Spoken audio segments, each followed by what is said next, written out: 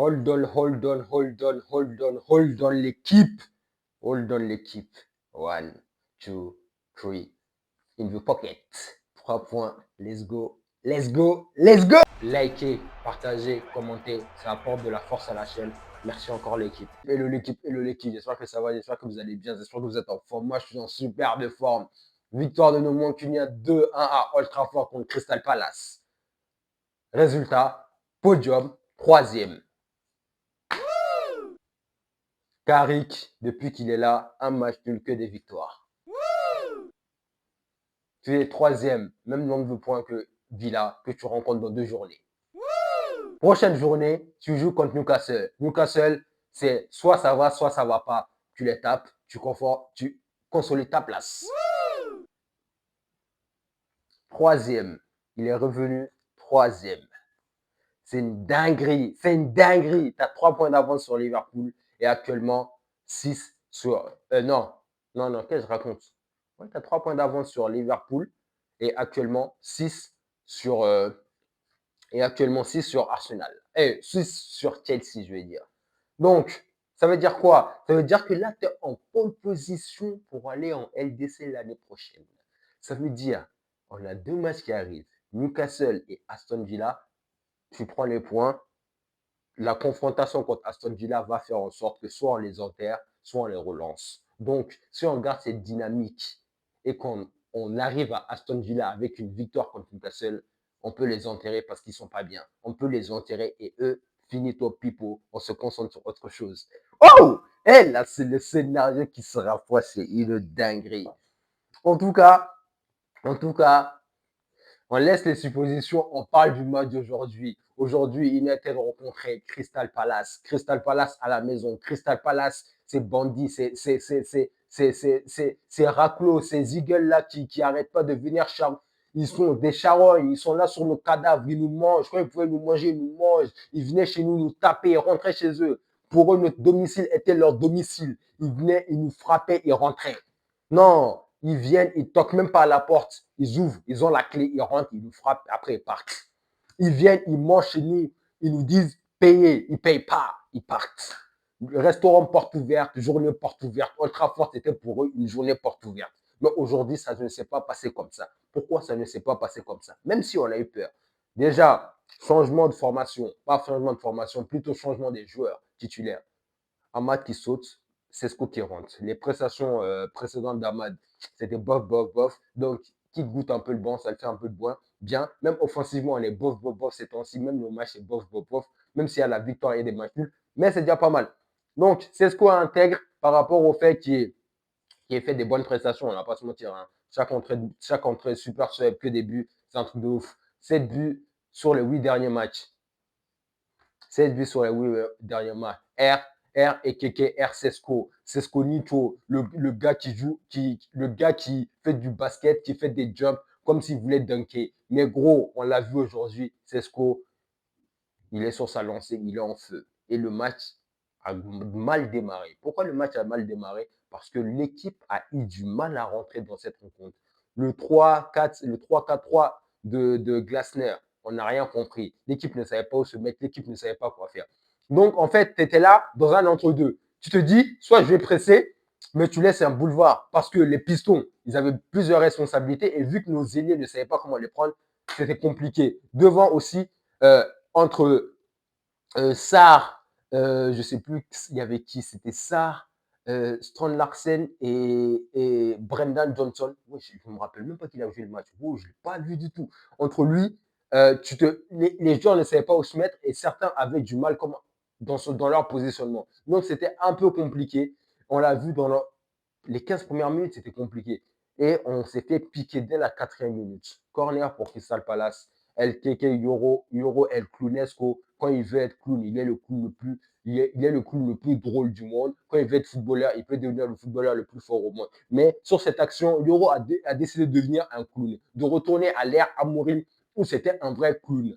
Et il a repris ce costume, endossé ce costume de Superman, de super clown, qu'il avait oublié, qu'il avait laissé dans son placard les derniers matchs. Il a sorti, il a porté, il a endossé avec merveille son costume de super clown. Sur cette action Yoro, je me demande, qu'est-ce que tu fais?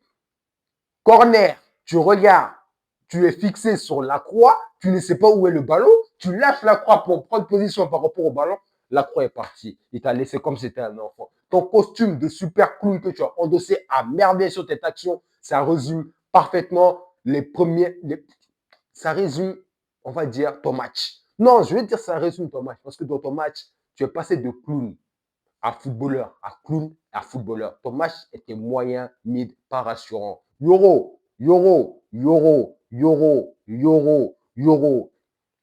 Moi, j'ai confiance en toi. Mais gros, comme on dit dans la vie, là, la confiance, là, ça se mérite. La confiance, ça se mérite et c'est pas forcément que la confiance dure tout le temps. Là, j'ai confiance en toi, mais plus ça va passer, plus cette confiance va baisser et moi, j'aurai confiance en toi. Donc, frère, à un moment donné, il faut que tu commences à te bouger. Il faut que tu commences à te bouger parce que tu ne peux pas, dans un duel, dans la surface comme ça, perdre le ballon de vue et perdre le genre de vue. Waouh, super clown. Non, tu as endossé ton costume de super clown à merveille.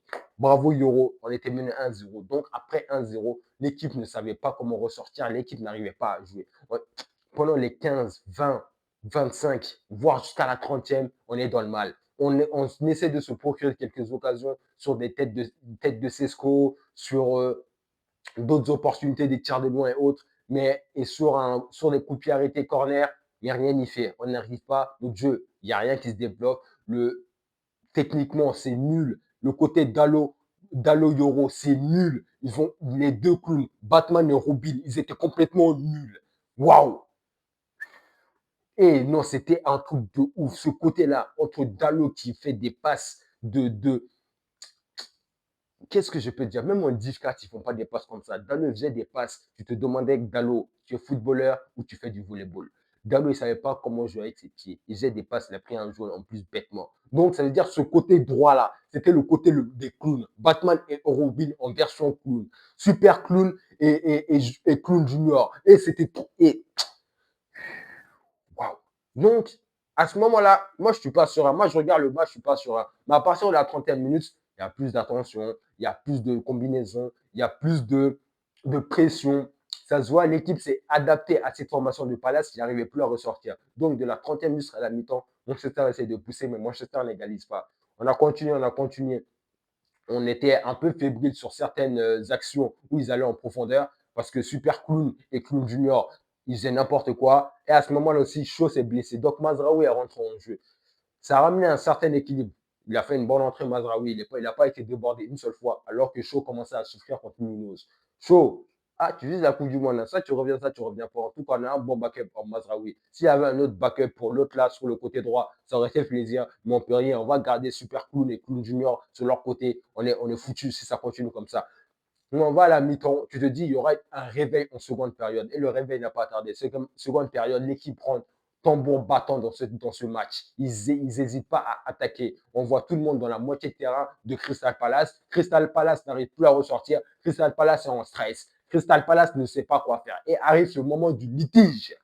Litige. Certains diront il n'y a pas pénalty, d'autres diront il y a pénalty. Mais moi, le point que je vais souligner, et certains diront surtout il n'y a pas rouge, et d'autres diront qu'il y a rouge, double peine, pas double peine, ça on s'en fout. Moi, ce que j'ai envie de souligner, c'est la croix. La croix a été bête. La croix a été bête. Pourquoi je m'explique? Parce que la croix, tu ne peux pas te faire enfumer par Cunha comme ça. Cunha le tient comme ça. Cunha l'enlace. Le zouk se retourne et avance. Comment la croix tu peux accepter que Cunha te fasse ça? À ce moment-là, tu donnes la possibilité à l'arbitre d'interpréter ton geste.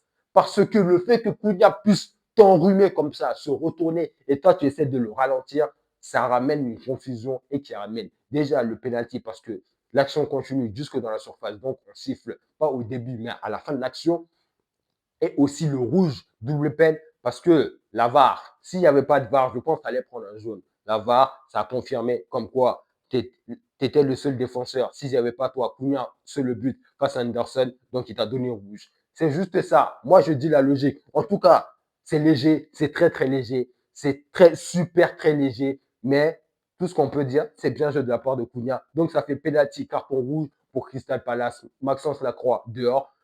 Bruno, penalty, Anderson qui veut faire qui lui commence à m'énerver parce que toujours contre nous, il essaie de sortir son costume de Superman. Et gros, et C'est bon, on passe à autre chose, on t'a oublié. Laisse-le tranquille.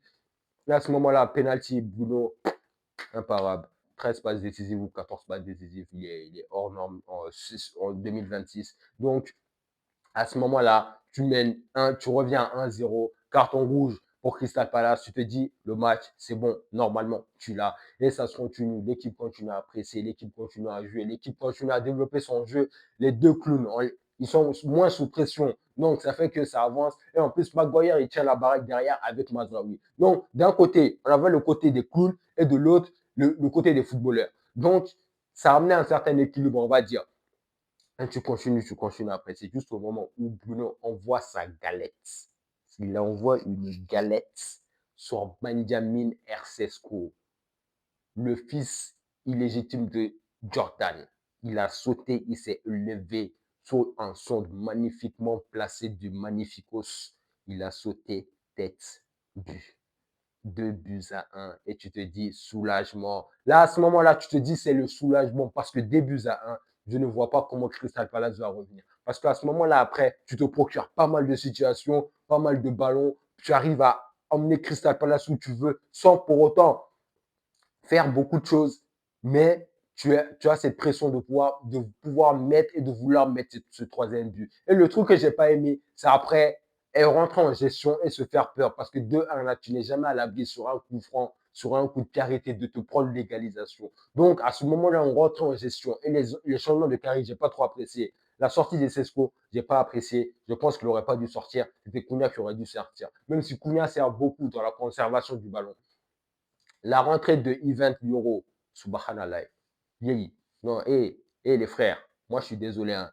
Event Euro, les deux ensemble, tu as l'impression de voir, comment on les appelle même, tu as l'impression de voir et Smalling et Jones à la belle époque. Si j'avais peur, zéro sérénité sur cette fin de match. Les deux, ils me faisaient peur sur chaque intervention. Yeah! Euro Events, Y et H.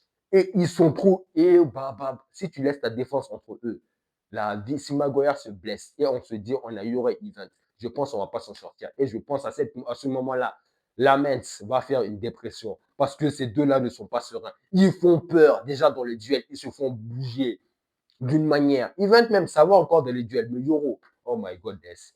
Et tu n'es pas serein. Le match continue, tu n'es pas serein. Crystal Palace se procure quelques situations, mais il n'y a rien de dangereux. Mais tu te dis, tu peux flancher. On rentre en gestion et après, Zirze rentre. Zirze aussi a des occasions, mais ne marque pas. Tout le monde à un moment donné a des occasions, mais finalement, tu tiens ce score de 2-1, tu te fais monter sur le podium et on va retenir que ça parce que mercredi ou mardi, c'est mercredi, je crois. On joue contre Newcastle à St. James Park. Ouais, dans le chaudron de St. James Park, ils disent on va les climatiser là-bas. Eh, c'est bon, on se balade avec notre plombier chauffagiste qui est là pour équiper, pour ramener de la fraîcheur dans certains stades. Donc, on va aller là-bas pour amener cette fraîcheur. Parce qu'on n'a pas oublié, l'année passée, ils nous ont chicoté. Là, on est en mode revenge. Là, on est en mode revenge. Toutes les personnes qui nous ont chicoté, qui ont eu un historique de victoire là ces temps-ci et qui se moquent de nous en vidéo. On est là pour les tabasser, pour montrer, hé, les frérots, c'est bien, vous nous avez fracassé, vous nous avez tapoté, vous nous avez montré ce que vous voulez nous montrer, vous nous avez fait pleurer. Mais maintenant, là, à nous de vous faire pleurer. On ne va pas laisser revenge, on est en mode revenge. Hé, il n'y a plus de Joelinton, je saute, je te mets tête. Au nana, je fais des plongeons à 1080 mètres où je ne bouge pas, je ne connais pas, où j'appelle tout le monde alors que je suis nul. Il n'y a plus tout ça, les frérots. Là, on est en mode, on frappe. Que l'on soit nul dans le match, que l'on soit fort, tant qu'on frappe, on va frapper. C'est tout ce qu'on veut, c'est tout ce qu'on recherche. Donc là, on va terminer le week-end étant troisième. La paix, la gentillesse et tout. Oh, tu te sens léger. Tu as regardé le match. Je regardais tout à l'heure le match Arsenal-Chelsea en espérant un match nul. Une victoire d'Arsenal, ouais, parce que Chelsea, j'ai envie qu'il coule aussi. Mais Arsenal, je n'ai pas envie qu'il soit champion. Ah, tiens, c'est un dilemme. Mais que le meilleur gagne, ça, j'en ai rien à foutre. Nous, on a gagné, on est troisième, il faut qu'on continue comme ça. En tout cas, les gars, portez-vous bien. On se dit à mercredi très, très vite. Ça va arriver très, très vite. Portez-vous bien. N'oubliez pas, likez, commentez comme d'habitude. Et on se dit à la prochaine. Tchuss!